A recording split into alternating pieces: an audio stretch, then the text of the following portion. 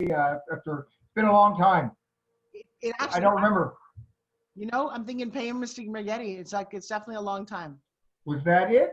But one of the screenings maybe because we shot it, but then you and I appeared, I know, at a couple of screenings. Yeah. So. Manny, next time you're down here in St. Pete, my friend, I love your background. It seems it's interesting. It's just a picture, but it actually has an Asian feel. Well, it's I thought these were pot plants. Somebody gave it to me, these two plant things. I'm in my office right now. This is, like I told you, I'm self-quarantined here, basically. I go out and I come into my office, close the door. I can sleep here, watch TV. I kind of stay away from the family in case I come in contact with anybody while I'm, at the gym or wherever. Well, you said your wife is working, so she's coming in She's contact. working, but she gets tested every day. What is she working on? It's a TV series. She's finishing it up because they were doing it. They were right in the middle of filming it. Which and, one? She did. She does all of the TV. She did Friends, for God's sake. She's the top one. But she did Ashton Kutcher's show. I think it's called The Ranch. Right. And then now she did the Voice. Oh wow. That competition, and she's won an Emmy for that. And then she's done. I don't. Tell you the truth, I'm embarrassed, but I don't know what show she's working on. She does. Sometimes she'll do more than one because she gets her assistants to help her. And she juggles two shows, and I don't even know she was supposed to do that, but all right. So I'm going to show you a picture of this book, my friend. I'm very happy. Thank you so much for finding the time to get in there. That's what the book looks like. What is it? Oh, it says Habit. That's why you're asking for the habit information. Yeah, so it's all about a habit. And I will tell you, everybody looks amazing. So let me see if I can find one real quick. There are some phenomenal people that you would not expect. And they're all friends of mine. Everybody in the book, somebody that I know. Great. So, yeah, it's kind of an interesting, and we put it together so fast that I want to make sure I didn't lose some of my friends. For example, Forbes, I think you should put that. That's kind of unusual. It's a book of your friends. I mean, well, somewhere it should say not just experts, but friends of Forbes. Right. You know what? And I will say that. So there's Joe Theismann. He's our. I've got the guy who created Pictionary with his game. I've got Chuck. I've got you. I've got. I don't know. There's unbelievable people in the book, and I feel honored. And I will say that in the forward that I know everyone. I don't think that happens very often, but it's that's what I mean. I didn't really realize that. You didn't say that till now. So I didn't know that they were actually not just people you want for their expertise, but you know them. Yeah, no, everybody is somebody that, because I don't know how to reach out to people I don't know, which is unfortunate. I only know people I know. All right, so number one, tell us your name. My name is Don Wilson, but I'm more known as Don the Dragon Wilson. Because if you say Don Wilson, they don't know who the heck you're talking about. But you throw the dragon in there, and they go, oh, yeah, I heard of that guy. Give me 3 top credits that you would like to be known by. Well, I'm a professional kickboxer, is one. And actually, 11-time. Can we do 11-time world champion? Well, yes, I am in the Guinness Book of World Records because no kickboxers ever won 11 world titles. And not that I set out to do it, and I don't suggest anybody do it because, like I tell people, that and $1.50 will get you a small latte at Starbucks. Yeah. But not a El Grande. All right. So next credit. Yeah. Okay. So that's one. Martial art action star. I have starred in over 30 films and martial art films, and they're not. Most of the Asian-looking guys started in Hong Kong, and then they came over. Jet Li, Jackie Chan, Donnie Yen, Bruce Lee, even. And I'm the only one that is actually an American and has a Southern accent from Florida. So, that's one of my monikers. It's one of the things I'm known for in Hollywood is that I'm Asian American, but I speak English. And you're the best looking out of all of them. Come on, that won't make the book. You know what? One of my sayings in Hollywood is they don't hire me for my looks. Well, that's so not true. All right. So what I'm looking for, the number one thing is a habit that you do that really sets you apart. Something that if you could give to somebody else who's struggling would make them better because you really live by this. Well, I thought about it when you mentioned the things to me, and I started doing this early on in life, and I'm not really sure why. I mean, I was not like mentored by some philosopher or some guru of any kind, but since I started sports early, because I did this sports because I wanted to be accepted. I think I may have told you a little of the backstory is I grew up in Florida, and there were blacks and whites, and they started desegregation when I went to high school. So now you're in high school and you're Asian looking like me in Florida in the fifth, and I moved there in the 50s. And uh, I don't look like anybody. I have no group. And I wanted to be accepted by the blacks and the whites. And I found out quickly that if you sink a 30-foot jump shot, both guys, the black players love you, the white player, everybody likes you when you're successful in sports. I found that out young. And so I became the MVP of my high school football and basketball team. Wow. So it's not easy. You know, you can be the MVP, most valuable player, let's say basketball, but it's a whole different body. I weighed 205 when I was 15, 16, and I was a middle linebacker. And I had to drop all that weight and be lean. And I was, well, I brag, I was a gunning guard. You know, I scored 40 points in a game. And in high school, that's considered, I'm stealing the ball from my own players to shoot, though. I have to admit, I was a little selfish. But so anyway, it was difficult to be the MVP of the football and basketball team because they're two totally different kind of sports. Yeah. And different skill sets. But that shows you how far I pushed myself because I want to be. Why do you push yourself so hard? What's the driving force? Is it a dad thing? Is it a you thing, a brother thing? Where did that come from? Acceptance. I wanted to be accepted by the people. And, you know, when, like I said, when I was successful, you know, I scored 2 touchdowns and I played on defense. And that's not normal. Because I literally just took the ball away. You know, I hit the guys, the ball popped loose, fumble, grabbed it. I intercepted a pass, ran 40 yards for a touchdown. You know, I really pushed myself as an athlete. And but why? You know what? There's got to be a why. To be accepted. But were you accepted? What did your dad say about all this? I think he liked it, but you know, my father and I, we weren't. He was from the days when, you know, you don't show emotions, and a man, you know, he's a man of few words. He never hugged me, and there was no physical. Wasn't really close, but I did have one parent. My mother was just the opposite. You know, she was very loving and caring, and so my mother was really the supporter of me and my athletic career, right? Especially the fighting, because my father hated. He wouldn't even go to my fight.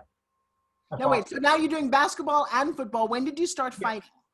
That my first fight was in 1974, first pro fight. But I was doing martial arts, and I was competing in martial arts, but not as a professional kickboxer. And actually, we didn't call it kickboxing; we called it full contact karate. Wow. And my very first fight, we fought. It was in Orlando, Florida, and it was on a concrete floor. Now, if anybody had gotten knocked out, they wouldn't be out; they would be dead. Because what happens is you get knocked out and you fall all the way down. Your head falls 6 feet for me. Yeah. On concrete, and that's it. That's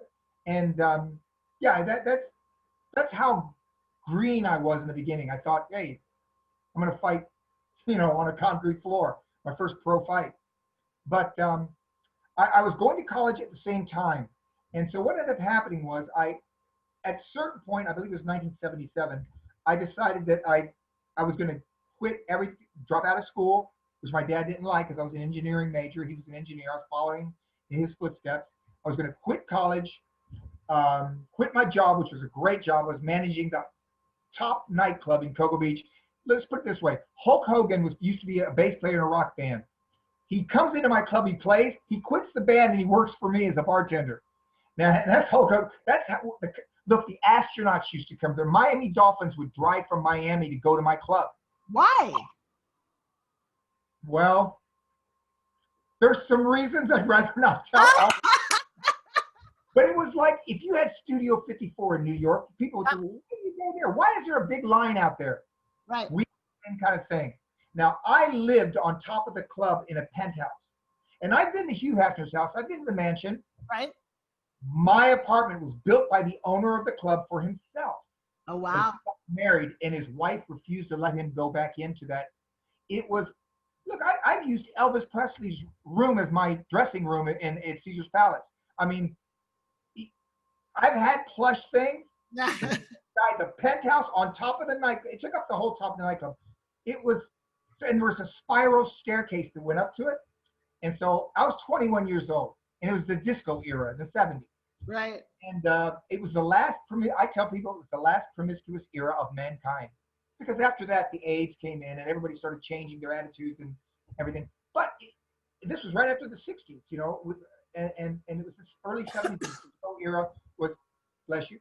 And I was managing the top nightclub. I mean, you know, the astronauts came in there, but you know, the New Orleans Saints, Houston Astros, it was famous for Central Florida. And I could climb on top of it and throw a rock and it would go into the ocean. That's how it was, right on the beach. Oh, wow. All right. So now fast forward, because I don't want to get you on that was in the 70s. I started kickboxing. So then my life changed. I was not a partier. I was a professional athlete. And like I do everything else, I was obsessive. I trained. I look back now, I overtrained. You're going to do a competition that takes about 30 minutes to do. You don't need to spend 6 hours every day doing it. I didn't need to run 9 miles, you know, but I just trained. You know, I did the weight training, I did the aerobics training, the jumping rope, the hitting the heavy bag, the sparring, the hitting pads. I mean, it was my obsessive nature, but I did excel. You know, like you were saying, I didn't win a world title, which is an accomplishment itself. Right. Although I'll say this, I won my first title in 1980. Winning it, you think, oh, now everything. No, once you win it, you fight only the top contenders. Right. Whoever works his way up to number one, he wants that title. That's right. So now movies happened. How old were you when movies happened? Okay, the movie thing happened this way. Chuck Norris started going to my fights. I believe it was in 1978 he went to his first fight. So Chuck started coming to my fights. He announced them. He worked my corner. You know, we became friends.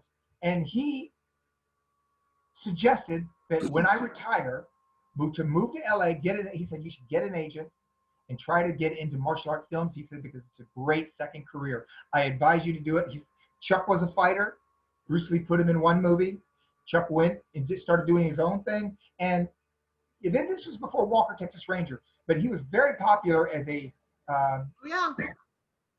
you know, a lower, but he never worked for the studios. He never did a movie, Universal Studios, Warner Brothers, you know, he didn't do that. But for Canon Films, he was their top moneymaker. Yeah. And, you know, he did great. So, all right, so hang on, before I go, I've got your habit. What's one unhabit that you see that people do? Yeah. Okay, here comes the habit that really I needed more, probably. Well, no, I needed it as an athlete as well, because everybody told me I wasn't going to be a world champion. They said, what world champion comes from Cocoa Beach? And there was none. There was no martial arts, boxer, no world champions. There's some surf champs from Cocoa Beach. I will say that. If I was saying surfing, people would say, yeah, you got a chance. So it's this. It's a habit of not listening to the naysayers. Because normally when somebody tells you something negative, you think, oh, he doesn't like me, or he doesn't want me to be successful. No, your closest people, the people who love you, your parents, your brothers, your best friends, they don't want you to fail. Right. And I was going to attempt a dangerous career. I would advise, when the first people come up to me and say they're thinking about being kickboxers, I advise them against it. I just want to finish this thought. Come here, Joshua, come here. Joshua, come here. No, come here. I just want to say hi. I just want him to finish his thought before I interrupt. Joshua wants to say hi. I want you to meet him. Oh, sure. Fine. I don't think you guys have ever met, have you? No. I don't think so. So Don the Dragon Wilson, Joshua. How you doing? Hey, Joshua. Glad to meet you. So Joshua's actually recovering from 6 months or 5 months in a wheelchair. Oh my gosh, what happened? Oh, somebody pulled out in front of me on my motorcycle, broke my ankle bone, 4 ribs, and destroyed my bike. Oh my gosh, you know, that's, I know it's probably fun riding motorcycles. I used to ride dirt bikes a little bit, but it's just so dangerous. I mean, there's so many knuckleheads. I've been in car crashes where 2 people have hit me. If I was in a motorcycle, I wouldn't be here right now. Yeah. If I had decided to go for that ride on a motorcycle, because I was parked one time at a traffic light, and the guy just rammed right into me from the back. And there's nothing like though. So Don, you know what's about Don? Look pretty good. Don is an 11-time world champion kickboxer. I've heard. Yeah. Well, I was. Yeah. You gotta use the past tense, because I'm now 65 years old and I'm far from a world champion in anything except procrastination. I told Forbes that. Well, nobody can take that your credit away from you, so your accomplishment. Well, all athletes go through this. You know, I hated to retire. I fought for 28 straight years. Right. I started in '74. My last fight was 2002, and I came out of retirement already twice. Matter of fact, I signed to fight again a year ago in Kazan. This Russian oligarch, you know, billionaire, offered me $1 million just for the guarantee, just to come out. And I said, yeah, I'm out of retirement. I'm fighting right now. And it was against Van Dam. I might as well say it. You know, I haven't been saying it because he would not fight. No. But if I fought Van Dam, the new fab is the old fighters are all coming back with Tyson. yes, yeah. Look, I was with Mayweather and I were in Chechnya last year together. The president of Chechnya is a big fight fan, so he had a birthday party. It's weird when you get to be a celebrity as a fighter, you get invited to weird things. So Mayweather and I went together, and Mark Dacascos also. I don't know if you know the actor, but he had just done the movie with the John Wick thing with Keanu, and he was right off that set, and we all went because the president of Chechnya wanted us to go to his birthday party. So anyway, but Mayweather, I talked to him. Listen, he didn't even throw a punch the first 5 rounds. He carried that Conor McGregor. But the money he made he made $200 million, excess of $200 million. Conor McGregor, he paid $100 million. That's the kind of dollars they're talking. And you know, they spent over a month promoting it. But you know, in my day, we didn't make that kind of money, unfortunately. And I'm the highest paid kickboxer. I didn't make any big money. But even I'm 65 years old. Have you ever heard of a 65-year-old kickboxer? Animal. But I'm good for one fight, and if it's going to be Van Dam, I tell people it's like Tyson fighting Stallone. You know. Right. Yeah. That's not. But, you know, Tyson kill. Well, you know what? It's not really a sport for us old guys to do because you're going to get hit in the head. Of course. Boxing is worse than kickboxing, and no one can even tell you what happens when a 65-year-old guy gets kicked in the head or punched in the head. And even Tyson and Roy Jones. You know, Roy Jones and our attorneys negotiated for 1 week, and they couldn't come to a deal. But Roy and I were going to fight on pay-per-view. It was going to be boxing versus kickboxing because we both agreed to each other. But once our attorneys got into it, it didn't happen. All right. So. Well, I wish you the best. I'm cooking. Good luck for you. All right. Thank you. I love you. Nice meeting you. Good to see you. All right. So the unhabit is. Don't ever get on his motorcycle with him. Don't ride on the back of that thing. Yeah. Well. I will have to spank you. There is no motorcycle anymore. Oh, well, I don't have to worry about that then. No. All right. So the unhabit we're going to talk about is don't let naysayers get to you. Yes, that's the habit to develop. Just accept that they are giving you advice. And normally you would take it. Look, I would never be a naysayer to a kickboxer because if I can, I am more likely to say if I can do it, anybody can do it. I don't want to make myself exceptional in any way. No. I was born with a certain amount of attributes, but you have to do the road work. You have to do the training and go to the sources of the knowledge. Because, you know, I did what Bruce Lee said to do. I cross-trained. I trained with everybody. So, but you're going to have people tell you when you decide to do something, whatever it is, if it's worth doing, it's probably going to be difficult. You know, the more valuable things, aren't they the rougher things? It's one thing to climb a hill down the road that everybody can just walk over this hill, but climbing Mount Everest is a different story. That's true. And Hey, so I didn't just say I wanted to be a kickboxer, I wanted to be a world champion. So that was. You know, it's funny. I quoted you to Chuck Liddell. I said when I've talked to Don, he talks about fighting. He says he actually looks at the subject and kind of dissects it. There's no anger there, which Chuck said. Oh, none whatsoever. None whatsoever. It's fascinating to me that you guys go to that space. All right, I need a sentence that says habits. Habits are blah blah blah. So something about a sentence about habits for you. A quote. Well, probably one of the ones that I didn't come up with. Somebody, and I wish I could remember, but it's some important philosopher that said excellence is if to reach excellence in anything, you have to develop the habit. It's a habit of attaining excellence. Like you don't just want to have a good jab, you want to have an excellent, the best jab. You don't want a right hand, you want the best right hand formed by habit. And no habits are going to really affect you unless you develop them to where what is a habit anyway? I don't know the definition, but it's something you do over and over and over, right? Yeah, Something you it's do. almost automatic. So when you come up with negative input from others, you have to believe in yourself and not accept it. Don't believe in it. And I'm not the only one that says this, but Bruce Lee said it, and Bruce Lee said, don't ever say anything negative about yourself, as a joke even, because it says your subconscious brain doesn't understand it's a joke. And when you say something, you say, oh, I don't know how to do this, or I'll never do this. You're hypnotizing yourself, You're causing yourself to not be able to do it. So don't even do it in jest. Don't even joke about not doing something. Just keep thinking positive and doing the things that you have to do. Now, okay, that's one thing you want to develop. Thing you don't want to develop is, I told you my bad habit. I'm not putting that down as your bad habit. There's no way I'm publishing a book with Don Wilson and the word procrastination in it. So that's not happening. No. I know you think you do. You are so far excellent. And I know you might do that in your personal life. Well, maybe it is my personal, but you know what? You're right about that. I don't put off my training. When I had fights coming up, right, as soon as they mentioned the fight might be happening, I started training. I didn't wait for the contracts. I started changing my eating habits, changing my sleeping patterns, everything. So I guess I did not. There is no procrastination when it comes to fighting. Or, And by the way, Bruce Lee said, don't say the negative thing about you. Don't say negative about you.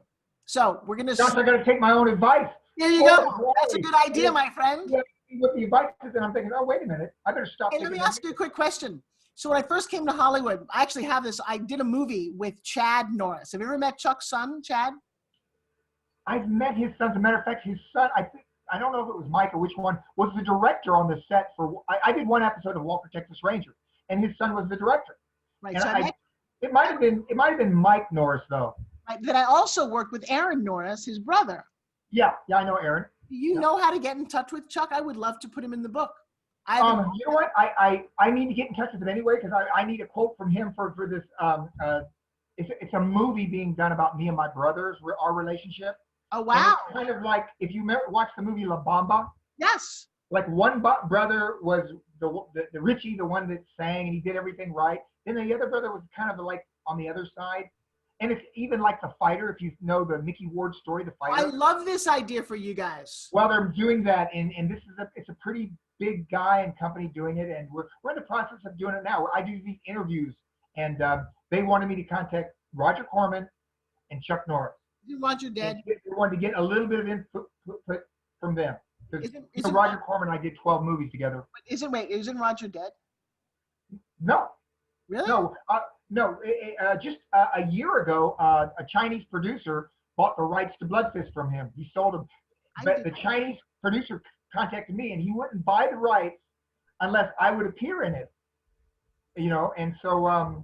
So two things. One, did you find Cynthia's phone number? Oh, no, I procrastinated? Procrastinating. No, I left. As soon as I left, and I came back, and No, I'll get Cynthia's and Bo's because I have them both. All right. And then if you can get. Oh shoot, I don't have Cynthia's right here, but because I would, you know what? I haven't talked to him or his brother. His brother was amazing to me when I first got there, and like I said, this movie that I did with Chad, years and years and years ago. No, I'm sorry, it's not Chad. I take that back. It's Chad McQueen and Mike. Chad McQueen, yeah, I know him. I was in a movie with him. Okay, so that's the movie I did with Chad McQueen. Okay. You know when you said Chad Norris, Chuck Norris? No, Chad. That's Steve McQueen's son. Yes. We did a movie in Canada together, but we didn't have any scenes together. We were just both in the same movie. All right, let's get Chuck because that would be cool. I'd like to say hi to Aaron. I mean, that's how I started in Hollywood. I don't know, just a thought, but at least Cynthia and Bo would be a good start. I got to run to go teach a class. I think. And I'll get you those numbers and get back to you. Otherwise, I'll get you. Send it to you. All right, you. Do I have your email, right? Give me your email. Oh, DDragonW@AOL. So the two D's are right next to each other. DDragonW@AOL. I got you, brother. Thank you so much. Please send me an email so I can send you one back. Okay, bye.